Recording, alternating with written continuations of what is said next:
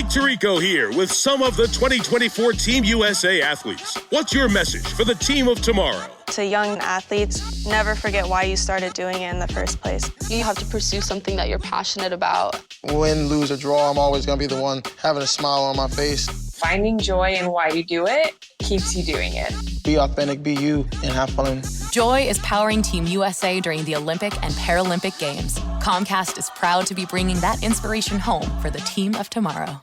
This Quadcast podcast is brought to you by the book, Finding Jesus.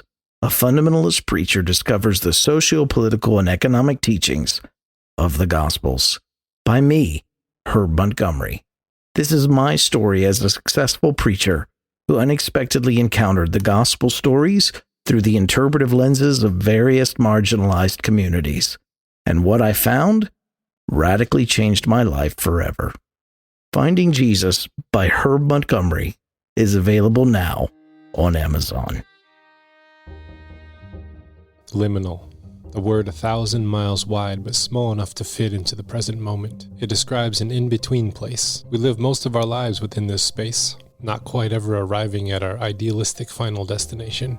We spend so much of our energies on our best impersonation of who we wish we were, until we can't. But in sneaks a dark night of the soul, or perhaps a mystical experience. Our way of being has an error loop introduced. Today we call that deconstruction. Welcome to the Liminal Living Podcast, where we teach you how to be here, how to traverse these spaces, and where we can go if we remain humble, open, and honest. Well, welcome to the Liminal Living Podcast, where we explore those thresholds of faith and spirituality and the human experience. I'm your curator of conversations, Tom Rundell, and I'm currently on vacation and re-airing some of my most favorite episodes from last season. And today we're excited to bring you another recast episode as a part of this August recast series. This recast episode comes with some fresh intros and outros that provides you some context and insights of how I'm thinking about some things today. Now, in this episode, I had the honor of speaking with Anthony Smith. He is a faith-rooted organizer, a pastor, a city council member from Salisbury, North Carolina. Anthony is a man deeply committed to his community and dedicated to seeing the kingdom of God manifest in his neighborhood. His work is a powerful testament to the impact one can have when faith and action intersect with one another. Anthony spearheaded the removal and relocation of a Confederate statue in Salisbury from the town square over to a graveyard for Confederate soldiers. And that endeavor highlights his courage and determination to address issues of racism and white nationalism head on. And this act wasn't just about removing a statue. It was about confronting a painful, persistent legacy and moving towards a more just and inclusive community. In our conversation, we delve into Anthony's faith and his work with the poor and marginalized in his city. We explore his role as a pastor and city council member and how these positions enable him to advocate for justice and equality. We begin with Anthony sharing his journey as a faith-rooted organizer and quickly moving into the story of his battle against the Confederate statue. We discuss what he terms as ecumenical exorcism of white nationalism and racism, and how this moment served as an apocalyptic call to action for the Christian community. Throughout this episode, Anthony speaks passionately about the dangers of hyper-individualism, the evolution of the gospel to meet us where we are, and the pitfalls of white Christian nationalism. He provides some really good insights into the role of Christianity in society and its often problematic relationship with nationalistic ideologies.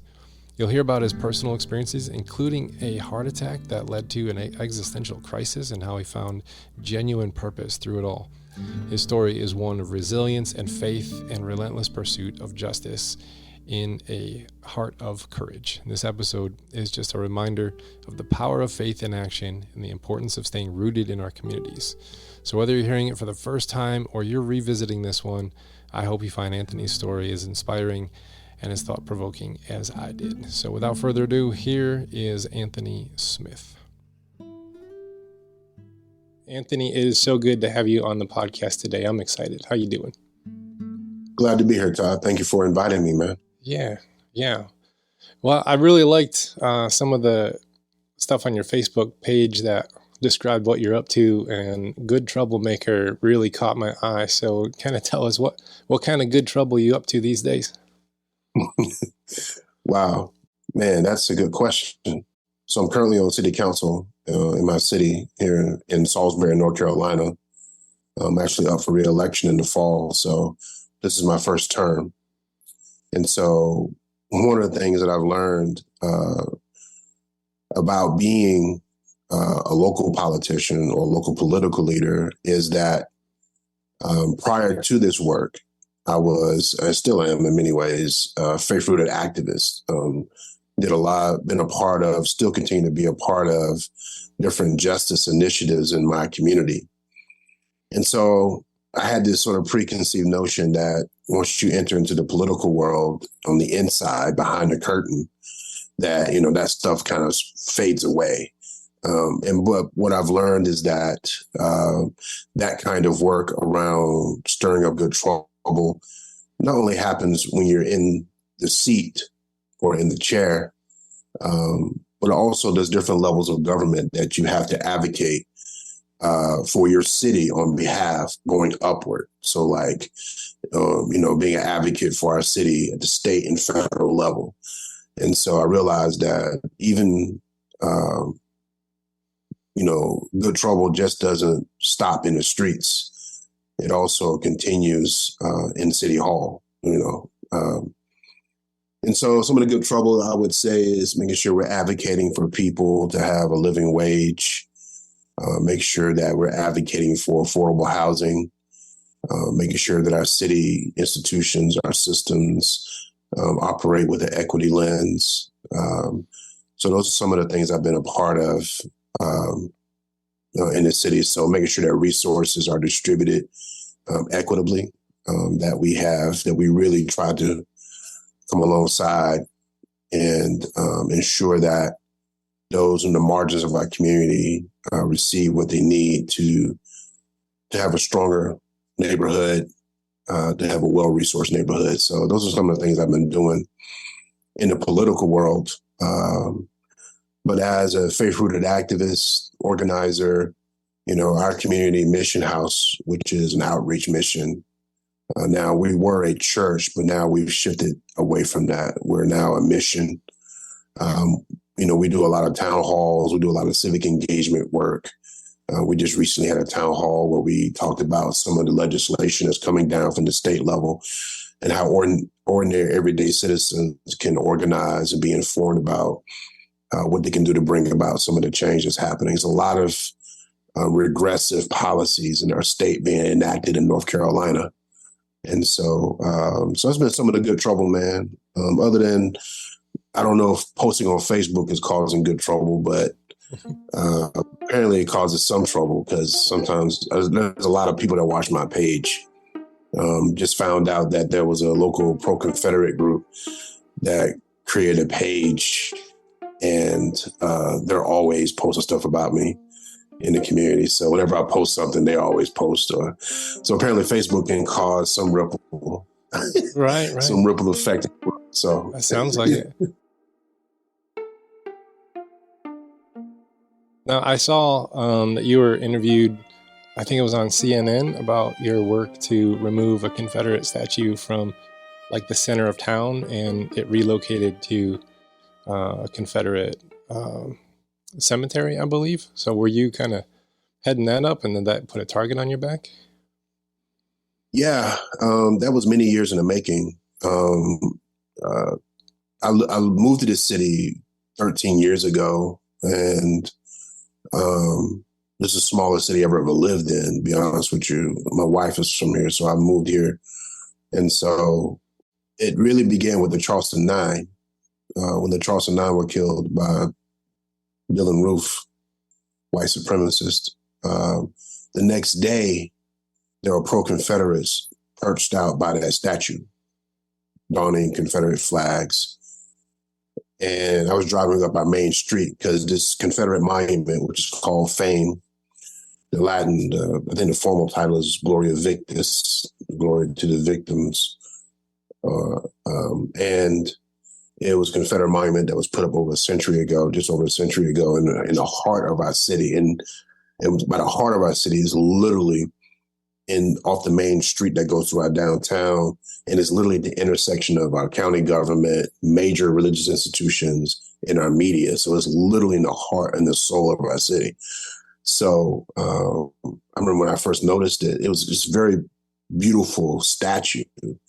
But I remember, as I was learning the city, just the Confederate propaganda, lost cause propaganda that was around it. And lost cause, you know what I mean by that? Lost cause was a narrative.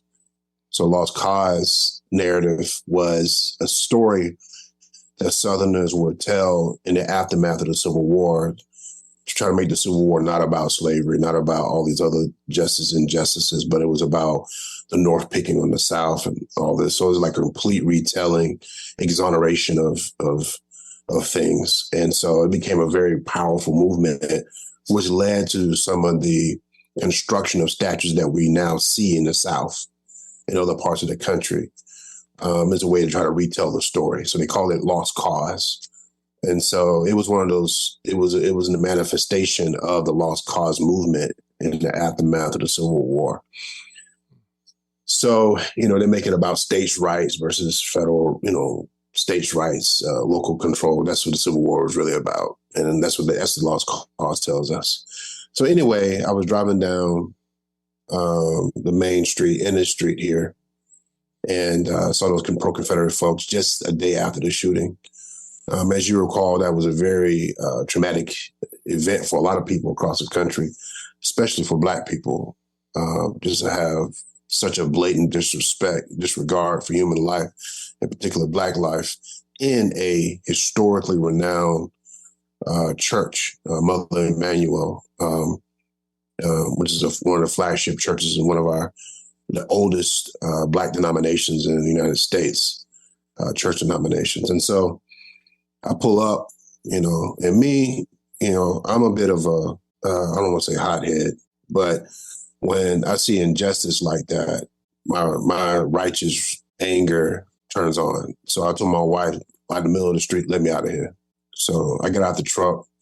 And my wife's a little scared. She don't usually hang out with me when I'm doing any kind of action like that or any kind of direct action or civil disobedience. She's like, I'll be on the next block over. I'll keep an eye on you. So, if there's any young activists out here watching this, never jump into a fray by yourself. You know what I mean? But I was by myself. So I jump out there. I saw people cross the street. So I figured I was safe because it's in public view. A lot of people these guys got their Confederate flags out there in the street.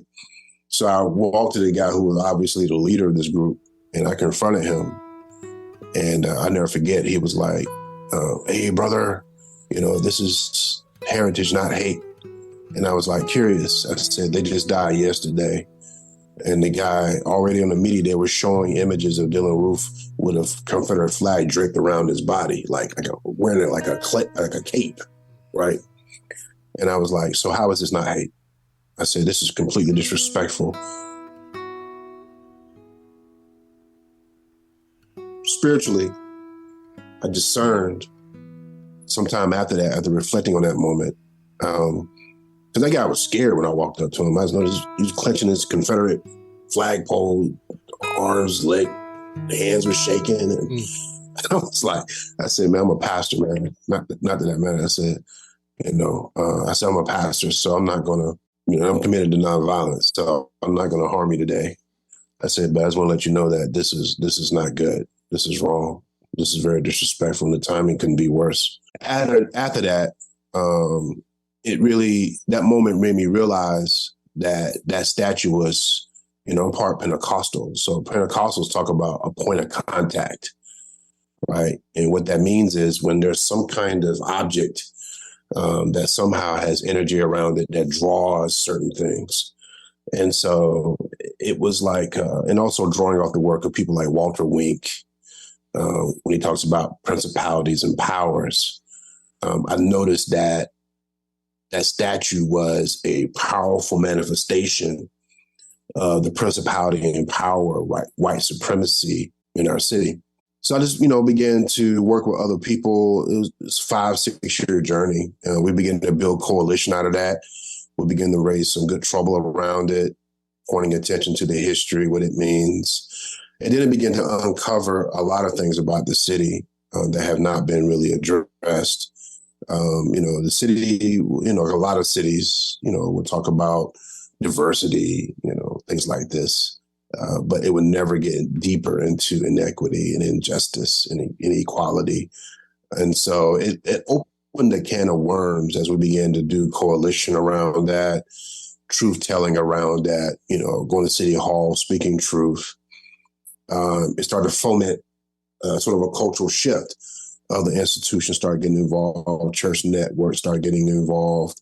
And it also exposed certain people in high places of power. People in power starting to post things publicly about how they really felt about things. And it really exposed a lot of people. So it was truly like an apocalyptic moment.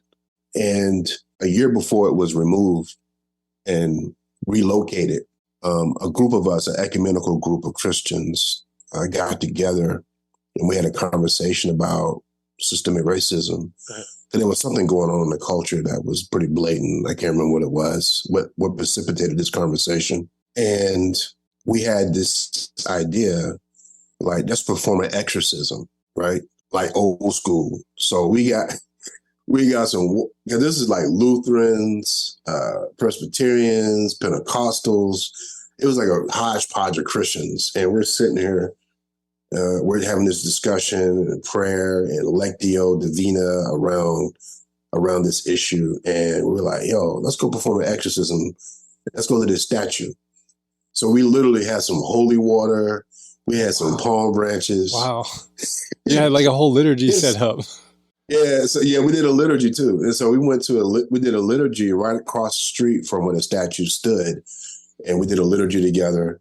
And I don't even know the actual word for it. I guess exorcist. So me and a retired Lutheran pastor, a white brother, we got together and we walked across the street and we performed the exorcism of white supremacy and racism in our city over that statue. Well, needless to say, a year later, the statue was relocated. Wow.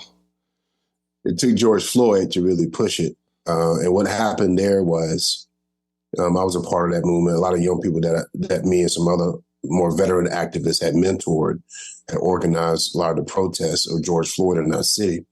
And we were kind of there just sort of coming alongside them, making sure, just giving them wisdom and guidance, and also to kind of stand in the back and to protect. And so on that Sunday, because I think George Floyd was killed that Sunday, we were all out there. And of course, we went to where we know racism is symbolized. We went to that statue. And up until then, there already had been a long, heated debate about relocating the statue, because every time there was a racialized event or a tragic event in our culture, people would, pro-Confederate people, white nationalists would gather, white Christian nationalists would gather at that statue, right? It was the craziest thing. And so we had a counter protest. So during George Floyd, we were out there. We had middle schoolers out there, high schoolers, college kids, young people from the street. Some of the older heads are out there on that first day of action. And a white nationalist drove from another city and fired his weapon near us. He fired a gun.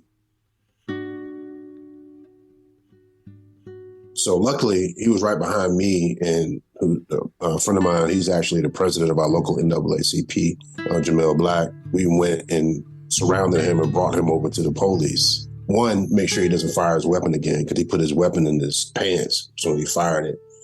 But anyway, that precipitated the move, because it was almost like it revealed the violence, right? It finally raised its head just enough. Fortunately, nobody was shot, killed, hurt, but it just revealed it. And so I always tell people, when you engage in this work of faith freedom organizing, you're going to, part of the work of, like, Jesus is good at this. You read Mark 5, when he encounters the legion, Jesus has a way to engage that causes the demonic presence to identify itself, to reveal and manifest itself. And so there's different ways that Christians can engage their community to cause for people to see it. And so that racialized violence, that deep primordial racial violence in our community came out. And so then the city leaders had no choice but to relocate it because it became a public safety issue at that point. It always had been, but they really fully recognized it at that point because people could have got killed that day. Yeah. So that's the short of it. There's a lot of intrigue and all kind of craziness. There were death threats. There were, bricks thrown through people's window. My church was vandalized. Trying to get documents from City Hall that were disappeared. Minutes from certain city council meetings were disappeared. It was the craziest. One day we might have to write a book about it. But anyway, that whole thing precipitated me, George Floyd protests, and the whole thing precipitated me deciding to run for city council to take it to another level. You use the term apocalyptic in a very different way than I grew up. I grew up in a white evangelical left behind culture, and apocalypse always tied to everything left behind, everything. That whole eschatology of the Antichrist is about to come. He's probably a Democrat, and it's about to unfold the next thing. Y2K or whatever the next apocalypse is the thing that unfolds everything in these books that Hannah Lindsay inspired this whole concept and thinking. And you're using the term apocalypse in this it's way more biblically rooted, where it's like the unveiling of the powers behind something. Whereas I grew up, everything was individual, you're talking about exorcism and it's it's that person, they need an exorcism, or, everything was so individualistic, and you got this mind that can see, as you said, the principalities and the powers and you use this apocalypse and even exorcism in our city kind of a format. And I just absolutely love that picture of unveiling the evils that are present within the city itself that then influence, behavior and outcomes around you in the city. That's just really, is that something that you have always kind of seen, or is that something that you discovered doing your work? Yeah. It's something that it's from experience, but it was cultivated and sharpened by having interlocutors, like people like Walter Wink, other leaders that I've met down through the years that engaged in this kind of work, and probably on a much larger scale, like country, national, state level type work. But here's me in a locale, in a city frame, and just seeing, and really the Gospels were the main interlocutor. In particular, the story of Legion is one that looms large. It shapes our engagement, has shaped our engagement, because one thing that we did in our mission work with Mission House, our community, our ministry, we took a year to do Lectio Divina with the Gospel of Mark, verse by verse, chapter by chapter, slowly. And with the eye of asking a question like, God, what are you up to in the text? What are you up to in our lives? What are you up to in our city? And when we came to Mark 5, we hovered there for a while, because we realized there was something deep there, some deep wisdom and discernment practice in our community. It led me to begin to read more deeply people like a Walter Wink, for example, who dive more deeper into the principalities and powers and how that whole language works, and other justice and other liberation type theologians that inform that work. But even with the story of Legion, the fact that this individual was possessed by a collective, right? And this possession was tied to very real political economy, the oppression of Roman political economy upon his own community. And so his life this person's life was a microcosm of the macrocosm of Roman imperial oppression upon his community. Because when you read the history, study theologians and biblical historians, his community in the 10 city areas, the Gerasenes, that's in Mark 5, just a generation but prior to Jesus encountering this person, his land, the city was razed to the ground by the Romans. It was burned, oppressed. So this man internalized what the Romans had did to the body politic, did to his community. He was cutting himself, right? He was engaging in self-harm, right? And that's one of the symptoms, one of the byproducts of oppression. People began to internalize oppression, and they began to do to themselves what the oppressor had done to them. And so I see that. I saw that. We saw that together in our corporate discernment around the racial history. Our city was known as Rope City for a long time, early part of the late 19th century, well, from slavery all the way up to the end. But even after slavery, during the implementation of Jim Crow, my city had a reputation of being called Rope City because it had several lynchings in the city. And out of that work that we did with the statue, it snowballed into other things. It caused a group of people to get involved in the Equal Justice Initiative out of Montgomery, to begin a formal process, to work. I'm not sure if you're familiar with them, Equal Justice Initiative. They track, do the history around some of the lynchings that have taken place throughout the South and other parts of the country. There was a movie that was based upon that work, Just Mercy, with Michael Jordan. Okay. So it snowballed a whole bunch of different things when you begin to engage in apocalyptic work. Because people always ask me, like, how do Christians do work in the public square? I said, part of the work of the Christians should be apocalyptic, right? How do we engage in the work of unveiling the powers for people to clearly see what's actually shaping, informing the world around us, the political economy, even the way we talk about God around us, right? Even the way we talk about the faith around us and unveiling that. And that's what we see in the prophets, the Hebrew prophets, Isaiah, Jeremiah. We see this with John the Revelator in the book of Revelation. He's apocalyptic. I don't know if that's even a word, apocalyptic. He's apocalypting the Roman Empire. That's a word now. Right? He's showing what the Roman Empire really is, in reference to, in comparison to what actually happens in heaven, right? And what's happening amongst God's people with Jesus, the risen Christ, amongst them in the midst of this Roman Empire, right? So Christians' work should be to unveil. But unfortunately, it's interesting what you just mentioned about the individualizing tendency. Because we live in Western civilization, which has a tendency to over-individualize things, it actually blinds Christians to the apocalyptic nature of their faith.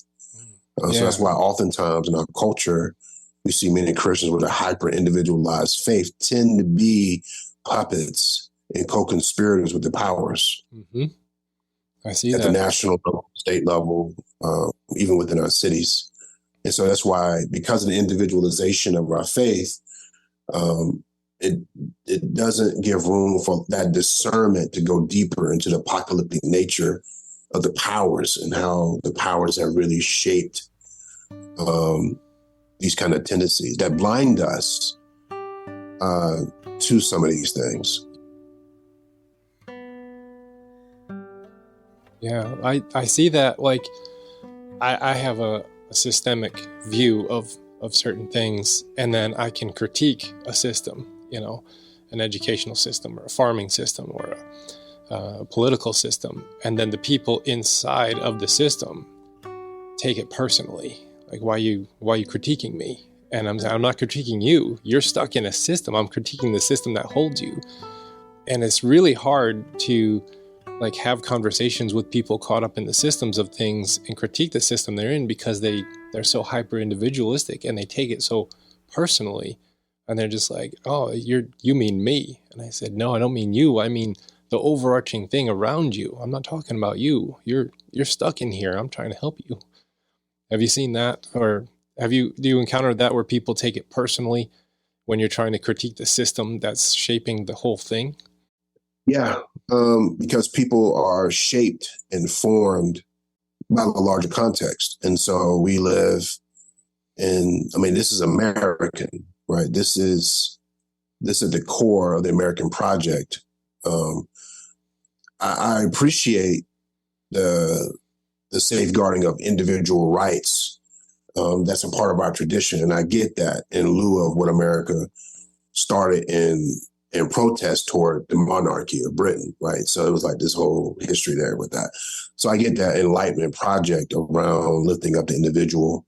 But what's happened is that when everything gets centered in the individual, it's hard to see when you're trying to point toward the forest, right? And people just kind of look at the tree, and typically the tree is themselves. And so they can't, sometimes even with some of us who do point out the systemic nature of things, sometimes we do it in a way that does seem to be attacking the individual.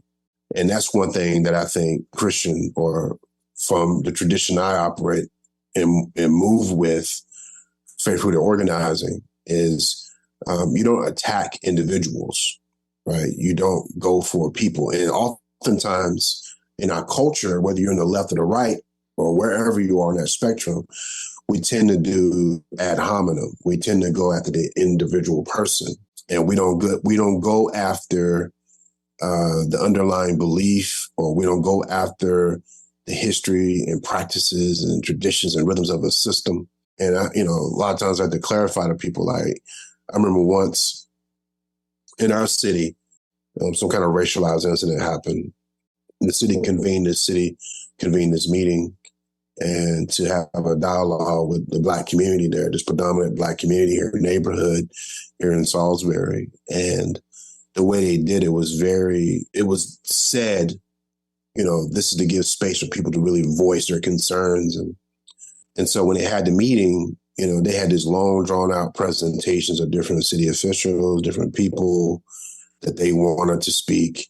And they gave like the last 5 minutes for the community to respond, to give their concern. And I remember standing up and saying, this is a farce. This is not, and the mayor at the time, not the current mayor, but the mayor at the time, he took personal offense to that. And he invited me out to dinner. And I remember telling him, I said, man, this train been going way before you jumped on it. That's the best way I can describe to him. Like, you on a train, you just jumped on it for a moment. I said, this train been going. I said, I'm talking to the train, not to you. So, I called him to repentance. But yeah, man, people do tend, it's hard. That's what makes movement building in America very difficult, because of the individualism. And we can go deeper, but in particular, neoliberalism, which has given individualism steroids in our culture right now. Because people try to rehash and restyle, or to bring back or reincarnate the civil rights movement. And I always tell people there'll never be anything like that. I said, because the culture was different. Individualism, the uber hyper individualism in our culture, there was individualism then, but not at the level that it is now. Now we live in a culture where we have actual elected officials, political systems that are literally attacking public institutions, attacking the work around investing in public goods. In the 60s and 50s, even in the midst of segregation and Jim Crow, there still was a respect for public goods, like public education, public libraries, public pools. So a part of individualism is a privatization of all things public. And so that kind of mindset makes it more of a challenge to organize people to see that the public space, the public goods in our community are a promise to each other to take care of each other as a society. Now, I think we're seeing a turn. Augustine, City of God, when Augustine talks about sin, he says sin is nothing, right? So when you build a whole political economy on sin, it's not self-sustaining. It's going to come to an end. And so when you build a whole political economy around individualism, privatization, the shrinking of public goods, of social safety net, that's not sustainable, because at some point people are going to be naturally excluded and marginalized by that system. And people are going to do one or two things. They're either going to lay down and die, or they're going to rise up and rebel. And so we're in a moment now where policies that were instituted in the late 70s, early 80s in this country, neoliberal policies, they're trailing off now. They're starting coming toward the end. The expiration date's coming. And so now we're beginning to see a tremendous revitalization of collective bargaining, workers, organizing. I mean, people at Amazon, Starbucks. I mean, it's like, so there's starting to be a sort of awakening that, hey, you know what? In society, it's not just about individuals. I mean, God bless Margaret Thatcher, but Margaret Thatcher was wrong when she said societies don't exist, just families and individuals, right? And so they're thinking that the society doesn't exist, just individuals and families. That's what seeped into the culture. But now that's being challenged because it has a shelf life, because it doesn't sustain community. So it's crazy when people lament the unraveling of their community, the bonds, the connection, civic participation, right? And people are beginning to realize, you know what, maybe part of the reason is we're too individualistic, right? We don't see how we should bear each other's burdens. We don't see how we should be responsible for each other as a society. And so I'm beginning to see this younger generation begin to crack through that stuff. You said something on Facebook, I think it was today or maybe it was yesterday, but you said if your preaching of the gospel doesn't inspire your community to transform the material conditions of people's everyday lives, then I doubt the gospel was preached. How has your understanding of this gospel changed over the years to kind of land in that spot? Yeah, so it's interesting. I became a Christian when I was 20 years old. And prior to becoming a Christian, I was a militant atheist. Part of it because being raised in the South, seeing Christian symbols and language being tied to white supremacy. And then also from a philosophical standpoint, I grew up, and I tell my kids this, and they're amazed when I tell them this. Like, I tell them, I grew up in a Black community prior to crack hitting it.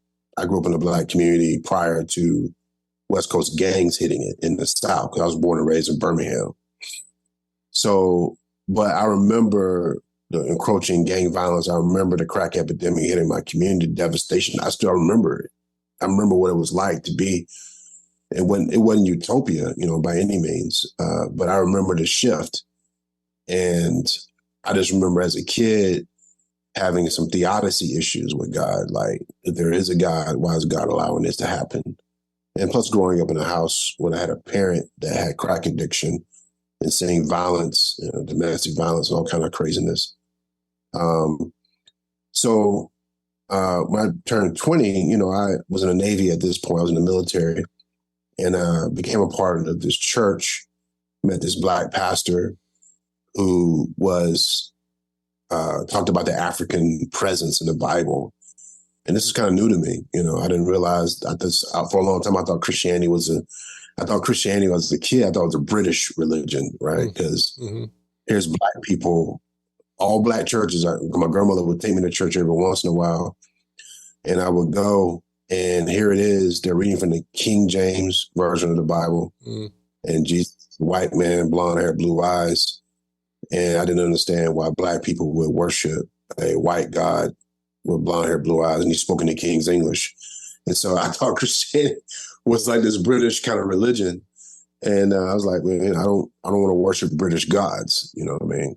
Because they got a lot of, from Norse gods to pagan gods. They got even Jesus. I lump Jesus all into that. Thor, Odin, like that's, And so I met this Black pastor, man, and he was talking about the African presence of the Bible. And so I got introduced to Christianity in a kind of proto-liberationist context. I got introduced to Christianity in a context that was very conscientious about some of these things. And so although the gospel that was preached was very evangelical, in its orientation, penal substitutionary atonement, typical sinner's prayer, that kind of thing, but had this kind of aesthetic of radical proto-liberationist kind of theme around it aesthetically. And so I never understood that gospel. It never made sense to me. Because shortly after joining that church, after coming to Christ, having a profound encounter with the Holy Spirit, shortly after that, I just had a lot of questions. Because my brain, it was like, like John Wesley, my heart was strangely warmed, right? Yeah. So I had this profound, mystical, Pentecostal experience with the risen Christ, but my brain had to catch up with my heart. And I still had a lot of questions. And so straightway, here I am in this kind of pro-Black, proto-liberationist, Pentecostal kind of church, learning about my history, my heritage. He's like, hey, man, read this C.S. Lewis, which I cherish Lewis, right? He was very thoughtful, his history and, Gerald Tolkien and all that stuff. And so within a year or two, man, I was at the Salvation Army store and I picked up this book called Transforming Mission and by David Bosch, really one of the progenitors of what we now call the missional movement in the Western world, right? Bosch and Newbegin really are, I consider, the progenitors of what we now call the missional movement. And what Bosch did was he gives this paradigmatic history of the Christian church, mostly in the West. And he uses Thomas Kuhn's paradigm shift theory with the paradigm shifts within the church. And so he helped historize for me Christian self-understanding of the gospel. And so it made sense. It's like, okay, so Christians have not always understood the gospel the same in different periods in history. And so I was doubly messed up when I realized that the gospel that we were preaching, mostly white evangelical kind of gospel, was fairly recent. Yeah. Right. In the history of the church, right? 2,000 years of history. Yeah. The way that the gospel is presented is fairly new, right? Maybe 2 centuries at the most. And so if you go back to Jonathan Edwards and all those folks and the Puritans and whatever. But I was just like, okay. So early on, my understanding of gospel was radicalized. It was problematized.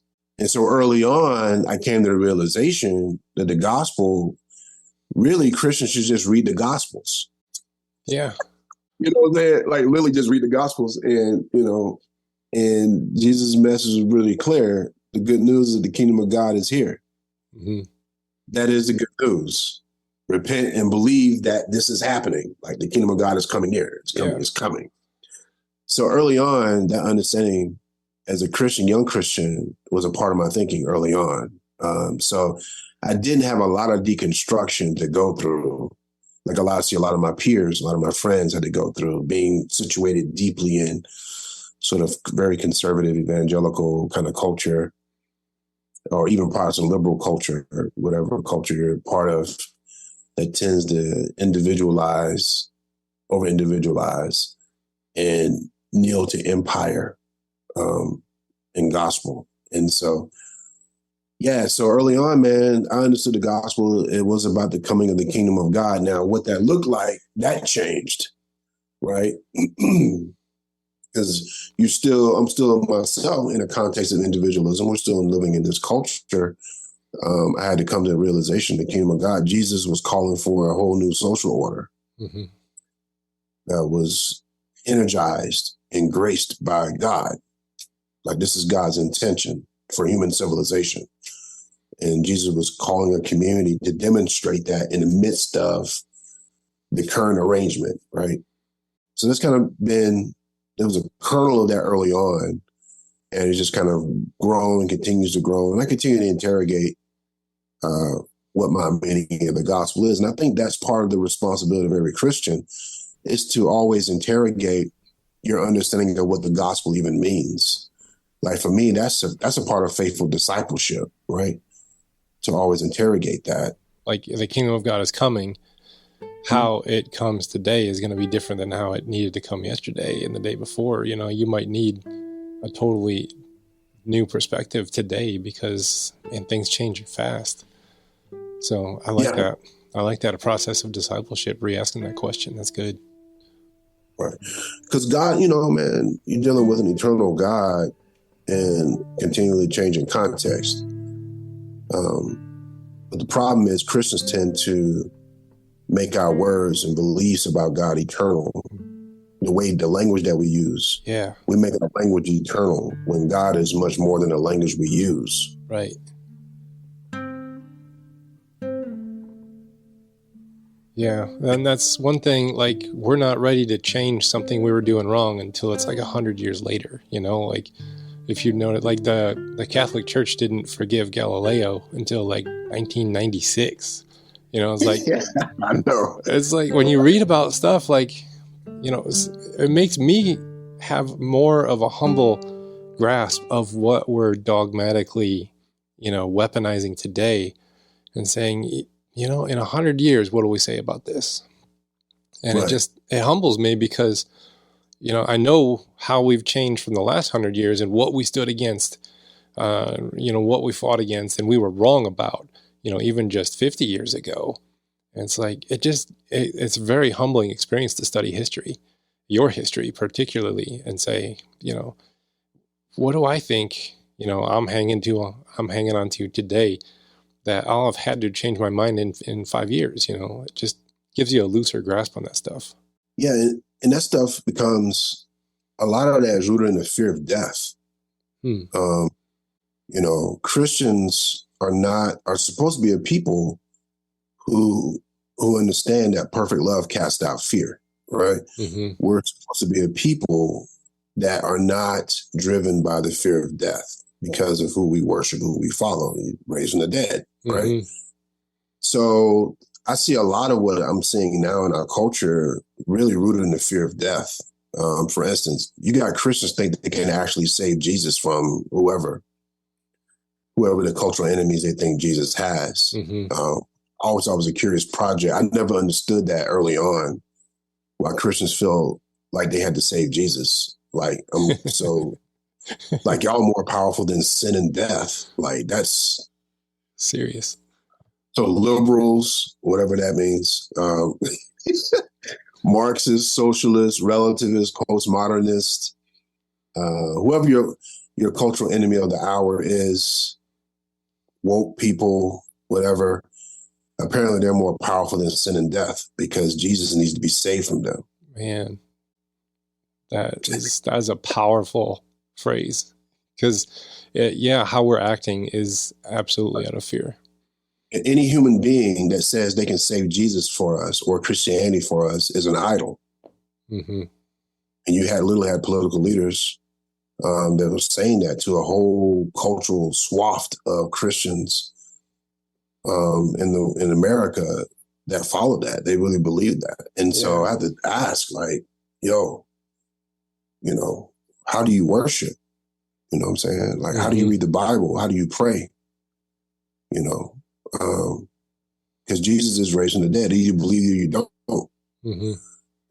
And so I believe that Jesus is raising the dead, not just as a matter of mental assent, right? Because if it's just mental assent for you, then you're going to become prey to authoritarian regimes promising to save your Jesus from your culturally despised enemies.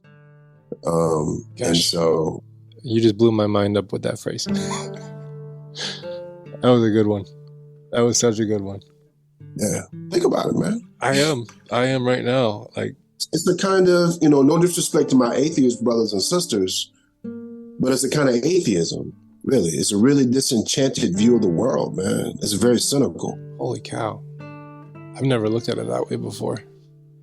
Yeah, I mean. As a form of atheism. And it's like this white Christian nationalism is actually just a form of atheism.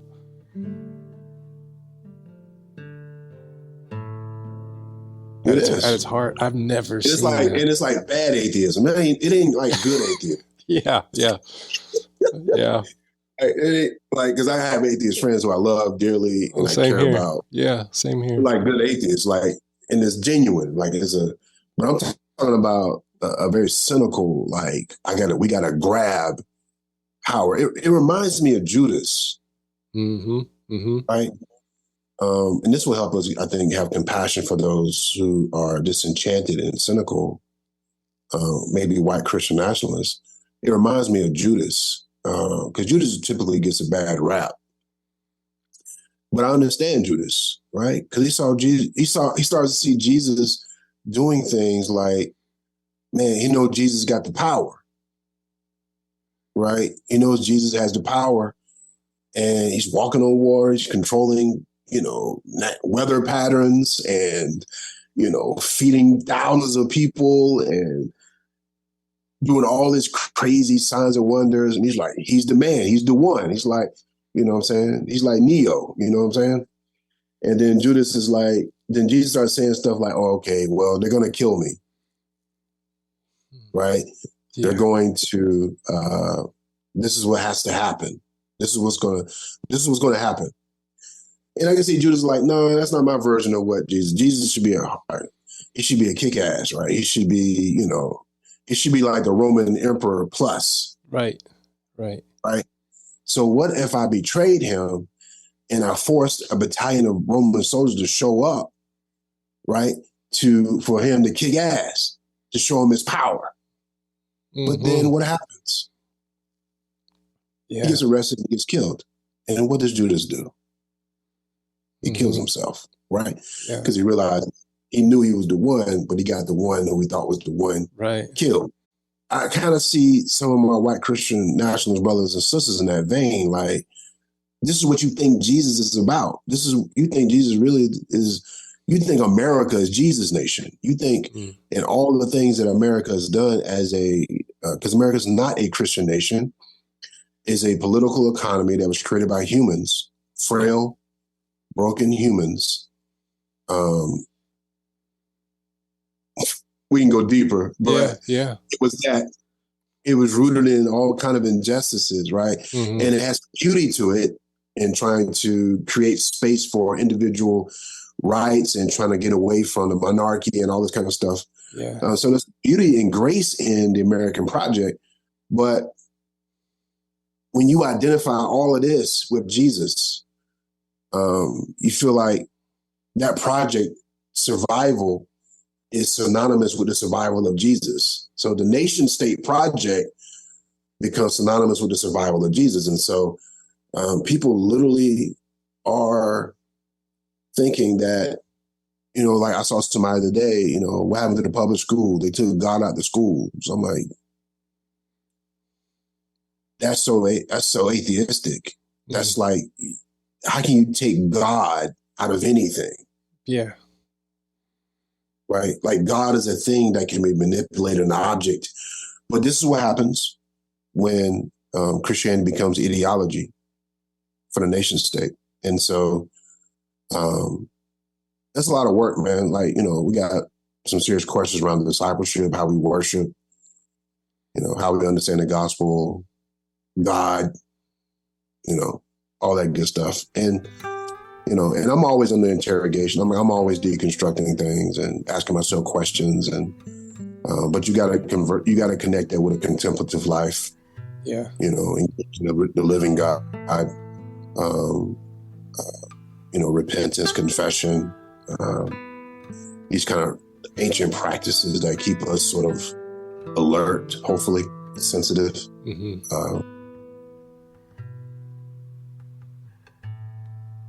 Now, you wrote something, I think it was last week on Facebook, that really caught my attention. I loved it. You said, I refuse to be responsible for other people's projections, insecurities, and baggage when I decide to fully show up with my passion, intellect, and love. I used to shrink from my own self when encountering such people, but after my heart surgery, I more than realized that time is short and shrinking back can be detrimental to the mission. We got stuff to do. Ain't nobody got time for that today. How did you... I chuckled when I read that one, and then I hit the like button, and it was good. And how you mentioned, you had a heart surgery that then is almost like waking you up to the preciousness of who you are. Right. What Can you kind of walk us through how this came to be, how this thought kind of bloomed and flowered? There's a lot there. There is. So one of the things I learned, when you decide to be a public witness for good news, for justice, in a courageous way, there's instant target, right? You become identified. And so, and this happens with pastors, pastors, we get a lot of people, they project upon us, right? They project their own traumas, their own wounds, their own things. And then sometimes pastors do mess up and they deserve to be called out for whatever. But what I learned as a pastor and as an activist is that people will literally put on you things that have nothing to do with you. Yeah. Your story, your journey, your wrestlings. Not saying that we're perfect, but so when I got COVID, and COVID actually precipitated blockages, severe blockages in my heart. And I could have had my when they went to do the heart catheterization, they found out that I had 3 major vessels that were almost 100% blockage. And so I could have literally had what they call a widow maker. Yeah. Which is you just fall over, gone like that. Wow. Yeah. So luckily I just happened to go to this heart catheterization because I was having some shortness of breath issues. And because I had a heart attack just months prior to that. And so because of COVID. And so they were like, yo, we got to do open heart surgery. So I went to heart cath, went immediately prepped for a couple of days for my heart surgery. I had triple bypass and went in for triple bypass. They only could do 2. One bypass was kind of hard for them to get to. One vessel was hard for them to get to. But I just remember going in scared to death. Like, man, I possibly won't wake up after this. Like, this could be it. And I just went to a moment of deep reflection. Like I had a couple of days because I didn't, some people get time to prepare for these kind of things. I only had a couple of days to prepare for this major heart surgery that I didn't anticipate. I went in to my heart cath, the doctor saying, we may have to increase your medicine. We may have to put a stent in, maybe. We don't know. I didn't think I was going to be told, oh, we got to do a triple bypass. Yeah, geez. I mean. Yeah, so that was like, oh my God. And so when you're faced with something like that, I'm not sure if you ever came into an existential crisis like that, but it's like, it caused you to really think about your life. And it was like, man, what am I doing here? What is this? And when I went into surgery, I went down not knowing when I was going to wake up. When I woke up, and I saw my son, I saw my wife, and I remember going through recovery. And I remember when they rolled me out in that wheelchair to get back in my car, put me in the car, I was like, man, I can't, I have to live the life that's been gifted to me, right? I can't sing another person's song. I can't live another person's story, right? And so I have to live the life that I've been given. I have to tell the story that I need to tell.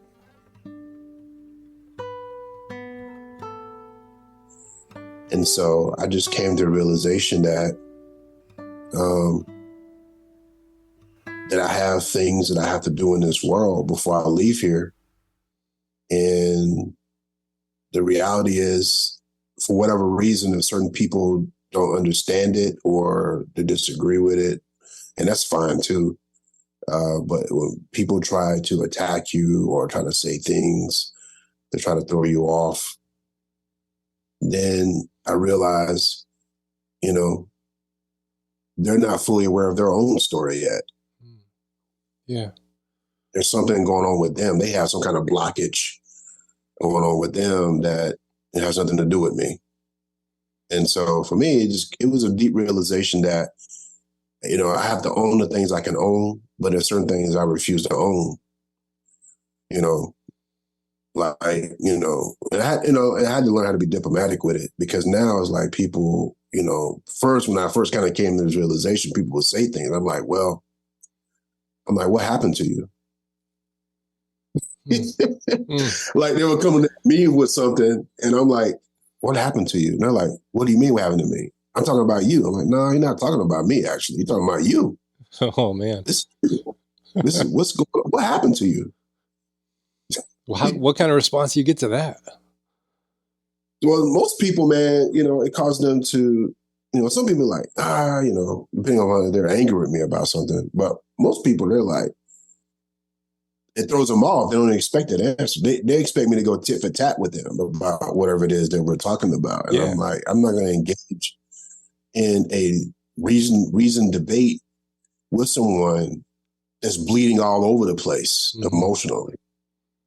Right? Yeah. I think it's Richard Rohr who talks about whatever's not transformed is transmitted. Yeah. Right. And so I see that a lot with folk, man. I see it with myself sometimes, even still. We usually transmitting stuff that's not been really dealt with and transformed, the places that we've not done the work. And so, man, it's crazy how suffering, I think it's Rumi who said this, about cracked jars bring in light. Light is able to penetrate with broken jars because the light can crack. It can go through the cracks, right? Yeah. And it's something about suffering that allows more light in. I don't know what it is about that.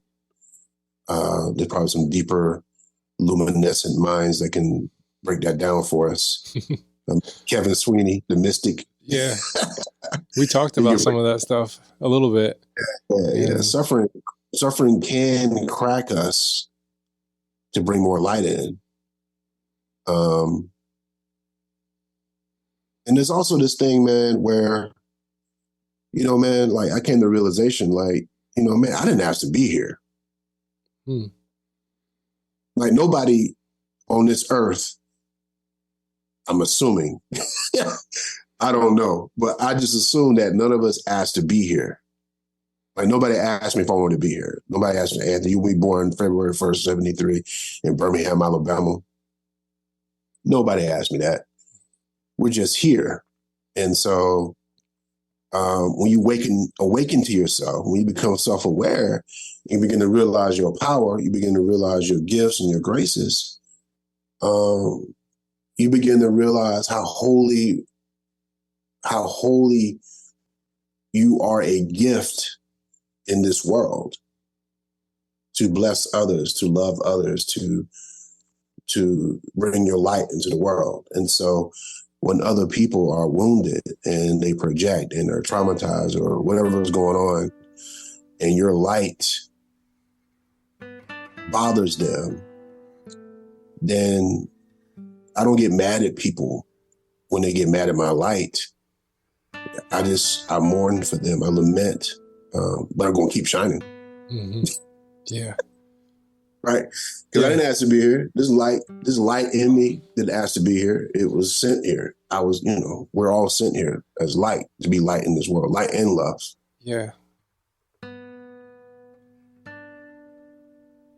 That whole I didn't ask to be here, like that, like turned on a light over here that says, if we didn't ask to be here and we're a gift to be, it's a gift that we are here, then we need to stop asking for permission to exist here and just live the lives that we have. Right. We live so much of our lives is like apologetic. Like, oh, I'm sorry, I'm such a burden to everybody around me. It's like, wow, this is a different perspective. Yeah, it's this thing like we're not worthy. Mm-hmm. Right. I never understood that. I mean, I know it seeps in the Christian language. Yeah, it does. But I don't see that. I don't even see that in the biblical witness. Mm-hmm. Right. What I see is when it's clear, like when we say, like when the prophet said, our righteousness is like filthy rags, right? Mm-hmm. The prophet wasn't saying that we are filthy rags, but it's our attempt in the particular context of that verse to try to act righteously. We think we're doing something, right? When God is saying, man, you far from it. You know what I'm saying? Mm-hmm. What about the poor? What about the widow? What about the orphan? Right? What about the stranger? Are you doing justice for them? Because if you're not, then your righteousness sucks. Right? So there's this thing in a lot of Western, I think it goes back to, I think it has to do with the West too. Western, there's like this, Christopher Stendhal wrote about the introspective consciousness of the West. You ever heard of Christopher Stendhal? I have not, but now I want to. Oh yeah, Christopher Stendhal, man. Dude, he wrote this book, I think it was back in the 70s, 80s. It's called The Introspective Consciousness of the West. And it's about the conversion of Paul. And you're saying how Paul's conversion really wasn't a conversion, right? Paul didn't have this sense of unworthiness before. He literally was about his business of destroying this early nascent Christian movement because it was getting in the way of his understanding of Judaism, right? And so he's like, Paul had a very robust personality, a very robust ego, and it doesn't dissipate even after he comes to Christ, right? And so this sense of worthlessness, I'm a worm, even the way Christians talk about, realizing that you are a sinner, right? You ain't worth it, but God, killed Jesus instead of you, right? So, yeah. I mean, that's just put it in plain language, right? Yep. So it's like, because you're worthless, and God would just prize himself and, allow his son, he would kill his son instead of killing you. Judge his son instead of judging you, pour his wrath on his son instead of pouring his wrath on you, because even then it would have been worth it. You wouldn't even worth having his wrath poured on. And so it's an interesting turn. And I'm sure people have written a lot about this, why there's such an introspective consciousness in the West around self-loathing and self-hatred. But I don't think that's healthy. I don't think it's Christian, actually. Yeah. I just think that's a very Western kind of looking at the human person that's seeping into Christian language and culture.